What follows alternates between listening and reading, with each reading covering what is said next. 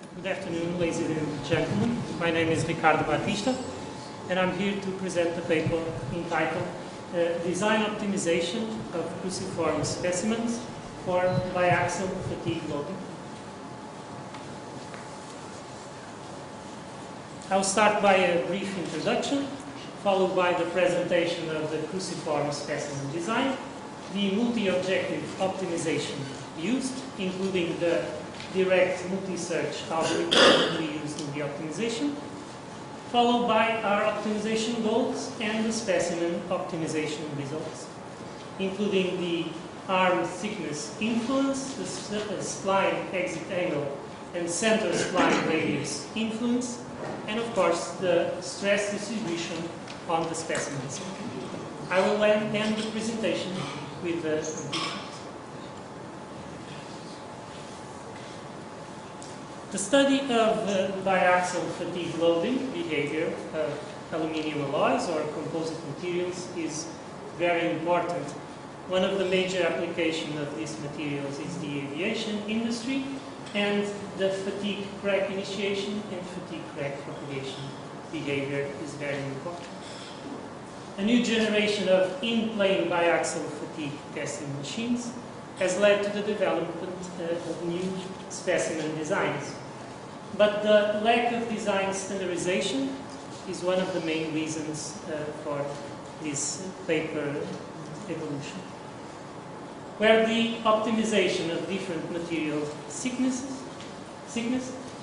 allows to establish an initial design guideline for the cruciform specimen. Using smaller and more efficient motors, machines like the one developed by Claudio and all are cheaper and more versatile. But, as I said, they require the optimization of the cruciform specimen in order to generate a higher level of stress on the specimen center, where the fatigue crack will initiate, and to generate uniform stress and strain distributions on the centers of the specimen, again, in order to do the fatigue crack propagation.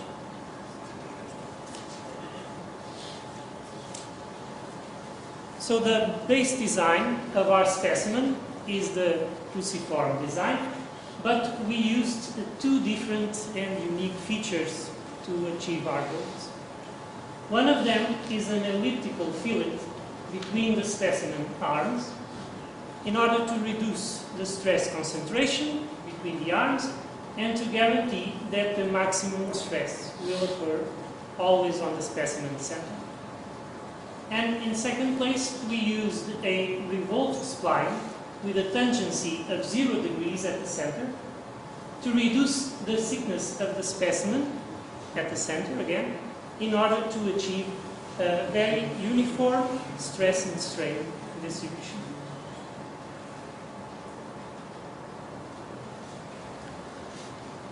One of the main design variables of this type of specimen is the specimen arm thickness, which is related to the material configuration chosen by the user.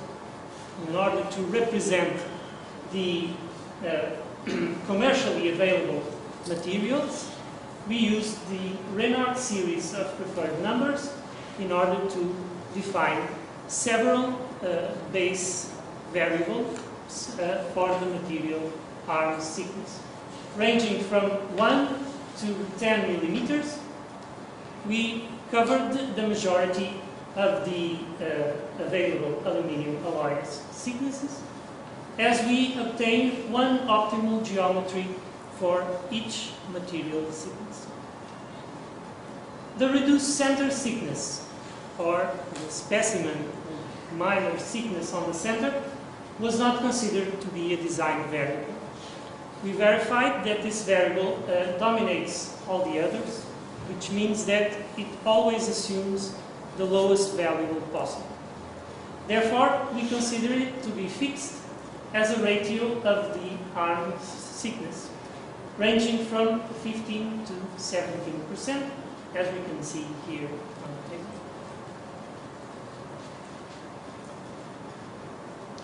The rest of the design variables were the spline exit angle, or theta, which is a very important variable that guarantees the uniform stress distribution on the specimen center, and that guarantees there are no stress concentrations in this area. Also the center spline radius that defines the area where the specimen has a reduced thickness. And then the major and minor ellipse radius that basically define the form of the elliptical fillet, and the ellipse center that defines the position of the elliptical fillet.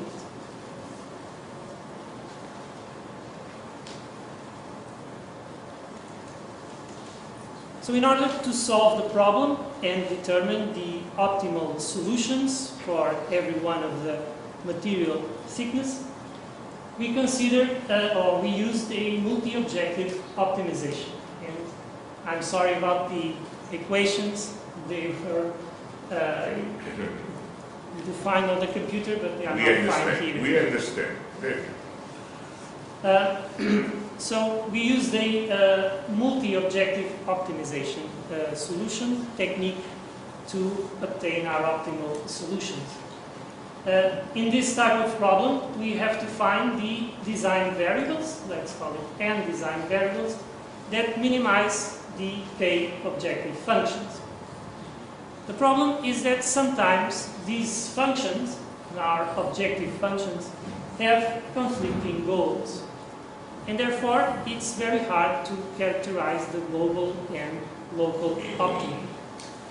So we use the concept of the Pareto front dominance to characterize global and local optimality. The Pareto front is the group of points that dominate all the other possible solutions for all the objective functions. We have here two objective functions, a group of possible solutions, and these three here dominate all the others. So they are our Pareto front. How do we find the Pareto front? In order to find the Pareto front, we used a direct multi-search algorithm. This algorithm is a derivative-free method, so it can be applied to any type of problem, that searches the whole Pareto front by polling certain points on the space of our possible solutions. Through the use of this concept, the concept of the Pareto dominance, the algorithm generates and maintains a list of feasible non-dominated points, or the Pareto front, from which it iterates and chooses new pole centers. Each time the algorithm does this iteration, it's checking the solution, and in the case of finding an improvement, the new feasible point is stored on the list, while the now dominated points are removed from the list. This algorithm also uses an extreme barrier function as a way to consider constraints. Unfortunately, you cannot see the equation.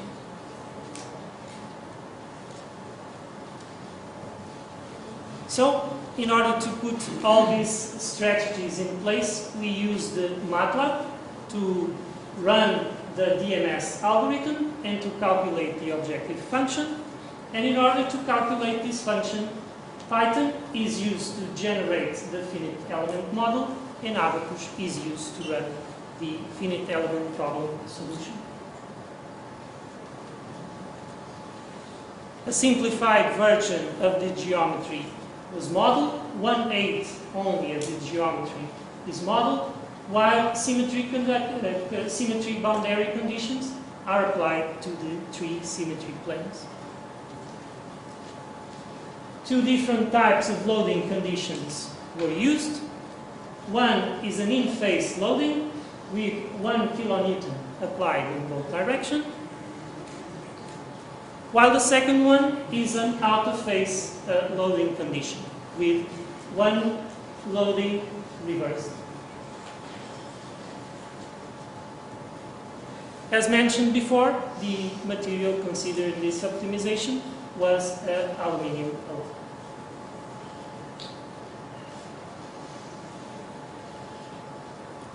As our goals were mentioned before, we need a very high maximum center stress on the specimen.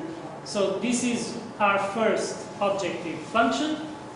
We are not maximizing the function, we are minimizing the function. So we are minimizing the minus maximum stress level on the specimen center.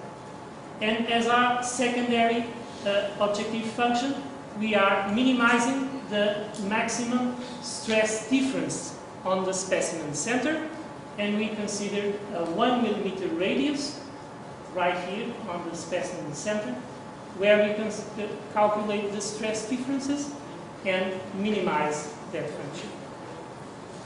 Several validation conditions were established considering our previously experienced and experimental work, and we considered the difference between the maximum stress level on the specimen center and the maximum stress level on the specimen arm to be higher than 20%, while the specimen stress differences on the center must be lower than 2%. These are our extreme barrier functions in order to limitate the solution for the optimization problem. So, after running every one of the simulations, we have obtained a Pareto front for each material arm sequence. From each Pareto front, one solution was chosen. This solution does not represent a global optimum solution for a maximum stress level or a maximum uniformity level. They are chosen in order to produce a smooth evolution for every variable as the arm thickness is changed. Because, like I said on the first slide, our goal was to create an initial guideline for the specimen design. So we need to establish a relationship between all the design variables and the material thickness. We can see here the relationship between the design variables for the elliptical fillet and the material arm thickness. It's very clear, we have a good relationship, but when we analyze the variables for the revolt spline, the same thing doesn't happen. So we still need to work on the relationship between the spline radius and the spline angle, which clearly has two areas where the relationship are different. We can see here 4 millimeter thickness clearly marks the difference between the behaviors. These two variables are very important, the theta or spline exit angle and the radius of the spline. They have the same influence on the stress distribution. If we decrease the angle theta, we will obtain a higher stress level, but we will reduce the stress uniformity level. This has to do with the slope around the specimen center, the slope of the spline here next to the center of the specimen. We have here the same thing happening, but with the radius of the spline. And finally, we can see the relation or our goals. We can see that for the stress uniformity level, we have obtained a maximum 0.93% differences on the center of the specimen, with a minimum of 0.3% for a 4 millimeter arms thickness. And for the von Mises stress, as expected, we actually can see that the stress decreases as the arm thickness increases. You can see the distribution for the both load cases, the first and the second. On the second load case, we can see that the stresses on the specimen center are higher, while the stress on the specimen arms is lower than the first case.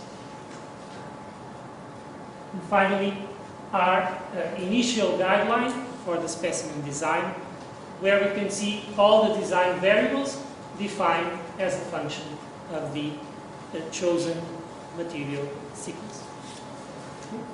And just as conclusions, we can conclude that the direct multi-search model was able to produce several operator fronts for a very complicated problem, and for each one of them a solution was obtained.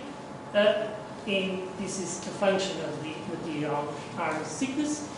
There's a good correlation for the variables of the elliptical fillet. We still need some work for the variables of the spline. Decreasing the specimen center, reduced thickness, will increase it will increase the level, the stress level, but this was found to be a dominating variable. Two different loading conditions were studied, and we verified that the second one produces higher stress levels on the specimen. So, thank you very much.